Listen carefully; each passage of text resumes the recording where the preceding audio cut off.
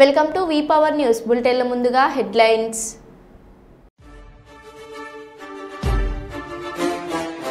హోలీ ముసుగులో గంజాయి దందా, దూల్పేటలోని మల్చిపురాలో గంజాయి ఐస్ క్రీమ్ దందా. గచ్చిబౌలి డిఎల్ఎఫ్ వద్ద భారీ షెడ్ను కూల్చివేస్తున్న జీహెచ్ఎంసీ అధికారులు. రాష్ట్ర గీతానికి మ్యూజిక్ చేయడానికి తెలంగాణలో కళాకారులే లేరా అంటున్న ఎమ్మెల్సీ కవిత. తణుకు పట్టణంలో స్వర్ణాంధ్ర స్వచ్ఛాంధ్ర కార్యక్రమంలో పాల్గొన్న సీఎం చంద్రబాబు. నంద్యాల జిల్లా బనగానపల్లె పట్టణంలో స్వర్ణాంధ్ర స్వచ్ఛాంధ్ర కార్యక్రమంలో పాల్గొన్న రోడ్లు భవనాల శాఖ మంత్రి బీసీ జనార్దన్ రెడ్డి. వరంగల్లో నిర్వహించనున్న బీఆర్ఎస్ భారీ బహిరంగ సభ ఏర్పాట్లను పరిశీలించిన మాజీ మంత్రులు హరీష్ రావు, దయాకర్ రావు.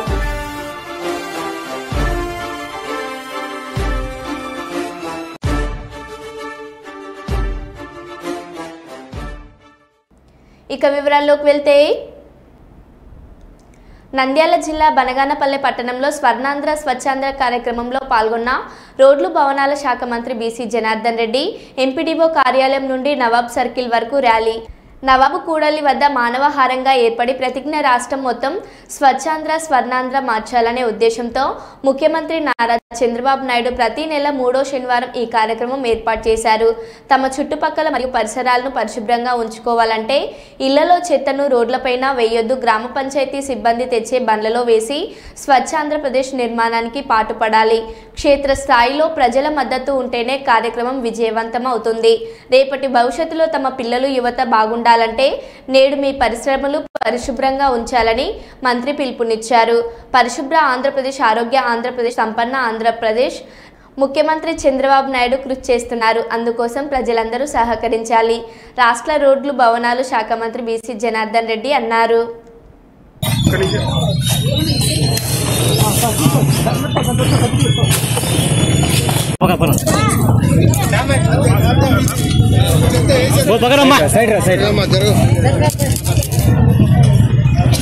बगैर मारी वो डब्बा दी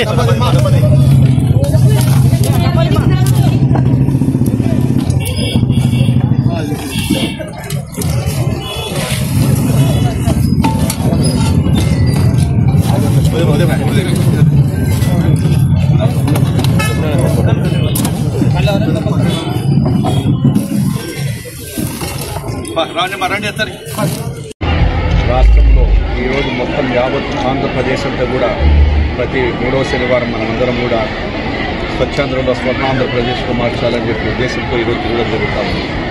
అయితే గ్రామాలలో కానీ పట్టణాలలో కానీ ఈ యొక్క ప్లాస్టిక్ రహితంగా మన యొక్క పరిసరాలని పరిశుభ్రంగా ఉంచుకోవాలి, చుట్టుపక్కల ప్రాంతమంతా పరిశుభ్రంగా ఉన్నప్పుడు ఆరోగ్యకరంగా ఉంటారని చెప్పి ఉద్దేశంతో ఈ కార్యక్రమాన్ని చేపట్టడం జరుగుతూ ఉంది.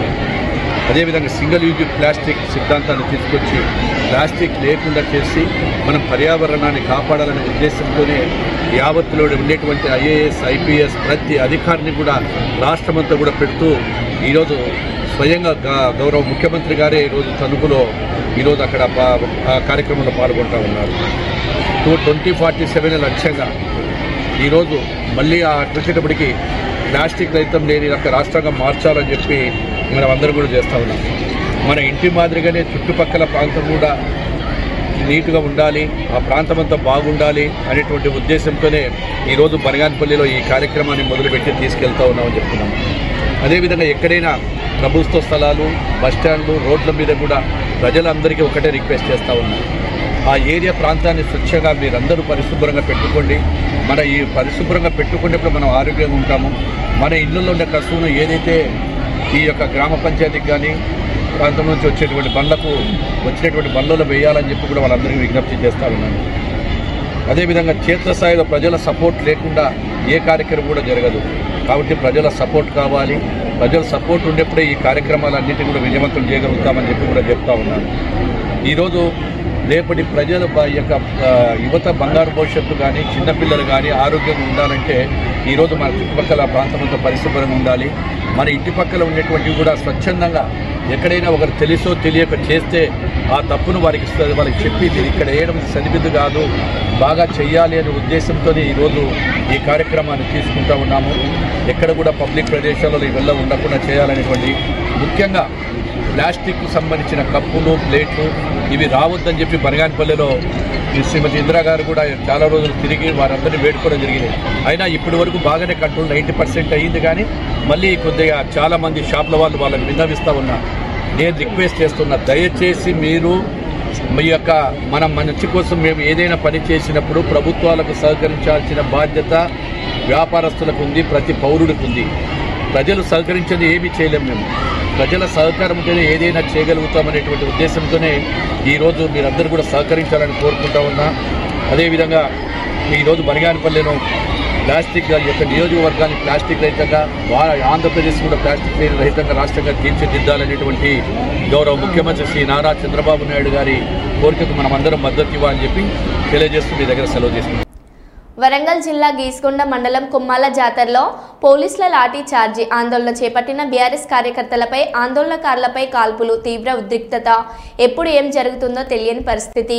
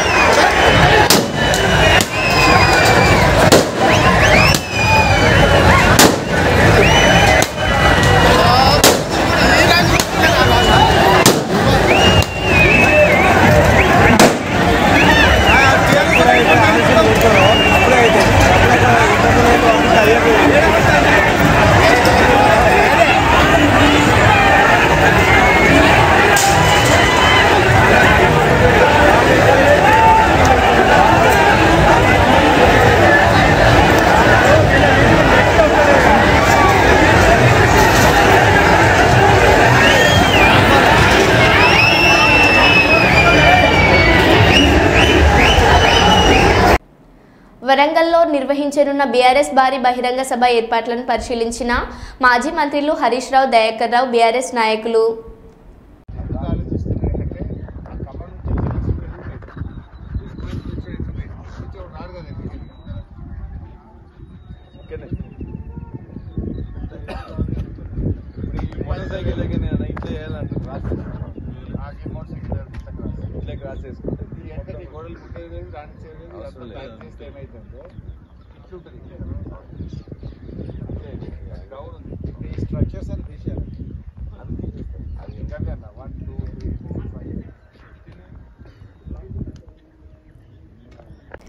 మహబూబాబాద్ జిల్లా మరిపడ మండలం ఉల్లపల్లి మల్లికార్జున స్వామి వారి కళ్యాణ మహోత్సవంలో పాల్గొన్న బీఆర్ఎస్ జిల్లా నాయకులు అచ్యుతరావు తదితరులు ఉన్నారు.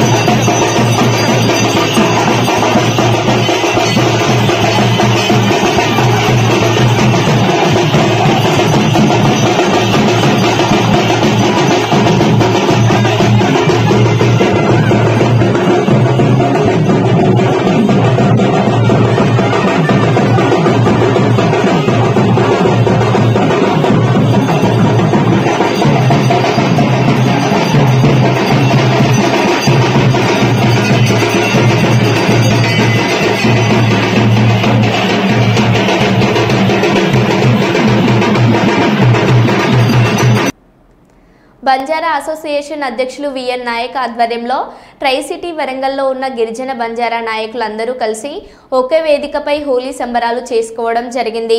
ఈ కార్యక్రమంలో గిరిజన జాతి పెద్దలు, కులాలు, సంఘ నాయకులు, విద్యార్థి సంఘం నాయకులు, ఉద్యోగస్తులు, మేధావులు మహిళలు అందరూ వచ్చి గిరిజన భవన్లో ఆటపాటలతో కలర్ఫుల్గా హోలీ బంజారా జాతి ఒకే చోట నిర్వహించడం చాలా సంతోషకరమైన విషయం.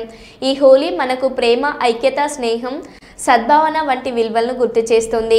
అప్పుడెప్పుడో ప్రహ్లాదుడు భక్తికి ప్రతీకగా నిలిచి హోలిక దహనంతో చెడుపై మంచి గెలిచిన చారిత్రాత్మక సందర్భాన్ని ఈ పండుగ మళ్ళీ గుర్తు చేస్తుంది. అలాగే మన జీవితాల్లోనూ చెడు ఆలోచనలను, అపార్థాలను తొలగించి మానవత్వాన్ని, ప్రేమను పెంచుకుంటుంది. ఈ రంగుల పండుగలో మీ కుటుంబ సభ్యులు, మిత్రులు అందరూ ఆనందంగా, ఆరోగ్యంగా ఉండాలని, మీకు మరింత విజయాలు లభించాలని హృదయపూర్వకంగా ఆకాంక్షిస్తున్నాను. ట్రై సిటీలో ఉన్న గిరిజన బంజారా నాయకులు అందరూ ఒకే చోటికి వచ్చి కలర్ఫుల్గా హోలీగా నిర్వహించుకుంటున్న ఈ కార్యక్రమంలో Banjara welfare association president VN Nayak Jatoth, Kishan Nayak, Suresh Lal, DS Venkanna, Veeranna Nayak, Veeramma, Gopisingh, Sattamma, Bhikshapathi, Banoth, Venkat Nayak, Laudya, Raju Nayak, journalist Shravan Kumar, Suman మొదలైన వారు పాల్గొని హోలీ పండుగ విజయవంతం చేయడం జరిగింది.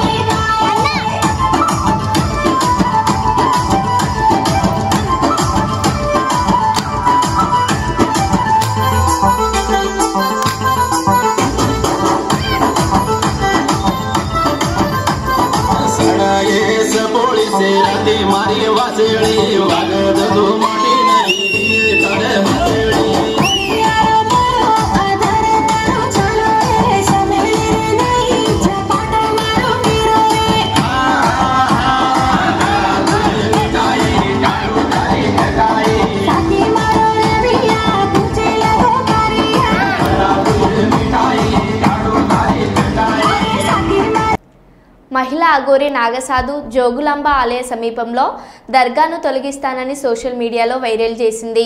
జోగులాంబ గద్వాల్ జిల్లా ఉండవెల్లి మండలం బైరాపురం స్టేజీ సమీపంలో అఘోరి నాగసాధువును అడ్డుకున్న పోలీసులు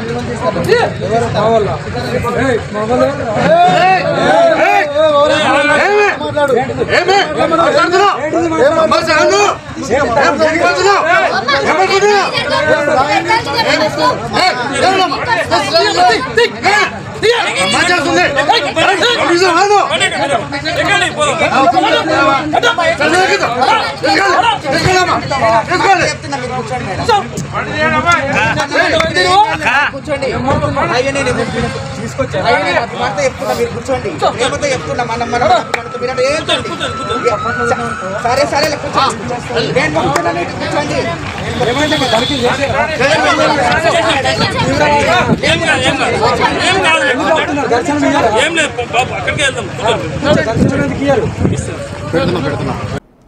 శుక్రవారం నాడు ఓల్డ్ నేరేడ్మెట్లో పేదింటి కుటుంబానికి చెందిన అఖిల తల్లిదండ్రులు చిన్నప్పుడే మరణించడంతో ఆర్థిక ఇబ్బందులు ఉన్నాయని ఆ విషయం తెలుసుకున్న కార్యకర్తలు జగదీష్ అన్నగారికి సంప్రదించడంతో పెళ్లి విషయం తెలుసుకున్న మాజీ కార్పొరేటర్ జగదీష్ గౌడ్ చేతుల మీదుగా 7,000 రూపాయలు మరియు 100 కిలోల బియ్యం బస్తాలు మరియు నూనె ఇతర సామాన్లు అఖిల అమ్మమ్మ గారైన అండాలమ్మ కాలనీ మహిళలతో కలిసి ఆర్థిక సహాయం చేశారు. మల్కాజ్గిరి నిరుపేదలకు నేను అండగా ఉంటానని ఎవరు కూడా నిరాశ పడకూడదని ధైర్యం చెప్పడంతో కాలనీ వాసులు చాలా సంతోషం వ్యక్తం చేశారు. ఈ కార్యక్రమంలో శ్యామ్ సుందర్, దాచపోయిన సాయినాథ్, జయరాం, నవీన్ గౌడ్, బాబా, భవానీ, విజయలక్ష్మి, టింకు గౌడ్ తదితరులు పాల్గొన్నారు. హోలీ ముసుగులో గంజాయి దందా, ఎస్టీఎఫ్ దాడుల్లో విస్తుపోయే విషయాలు. గంజాయితో కుల్ఫీ ఐస్ క్రీమ్ తయారీ. దూల్పేటలోని మల్చిపురాలో గంజాయి ఐస్ క్రీమ్ దందా. గంజాయి మిక్స్ చేసి కుల్ఫీలు అమ్ముతున్న సత్యనారాయణ సింగ్.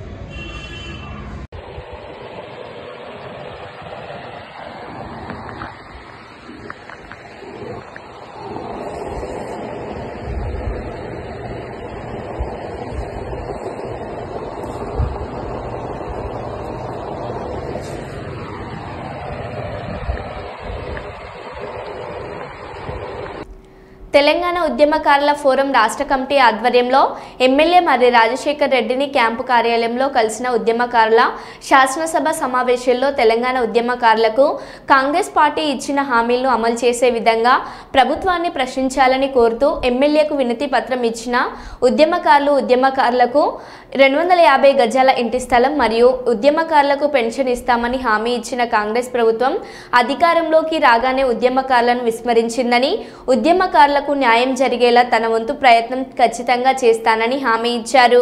ఈ కార్యక్రమంలో మల్కాజ్గిరి మరియు అల్వాల్ సర్కిల్ ఉద్యమకారులు పాల్గొన్నారు.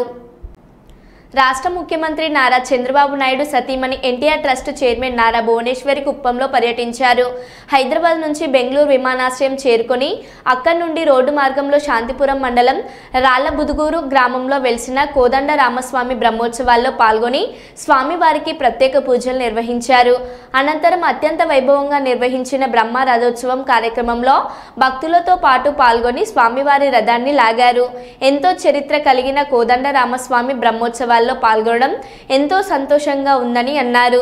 తమ గ్రామంలో నిర్వహిస్తున్న స్వామివారి రథోత్సవంలో పాల్గొన్న భువనేశ్వర్కి ఆలయ పండితుల వేద మంత్రాలతో స్వాగతం పలికి తీర్థ ప్రసాదాలు అందించారు. అంతకుముందు నియోజకవర్గంకి విచ్చేసిన భువనేశ్వర్కి పార్టీ నాయకులు, కార్యకర్తలు, అభిమానులు ఘనంగా స్వాగతం పలికారు. అక్కడి నుండి కదిరిమునతలపల్లి గ్రామంలో కురబ కులస్తులు ఆరాధ్య దైవం సిద్ధేశ్వర స్వామి పెద్ద దేవర కార్యక్రమంలో పాల్గొన్నారు.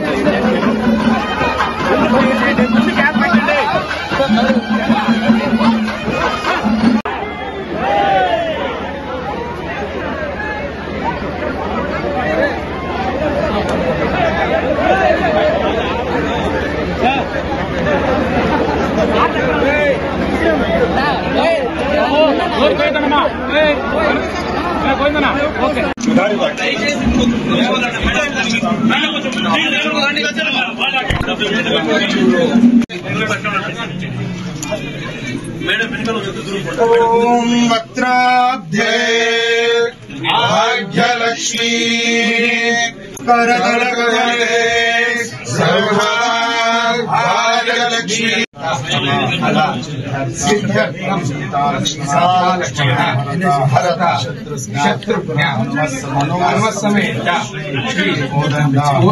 రామస్వామి పరిపూర్ణ కృపా కటాక్ష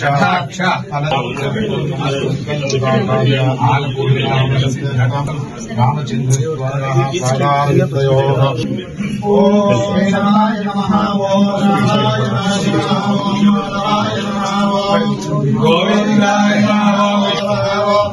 దామోదరాయ వాసుదేవాయ సందర్శనాయ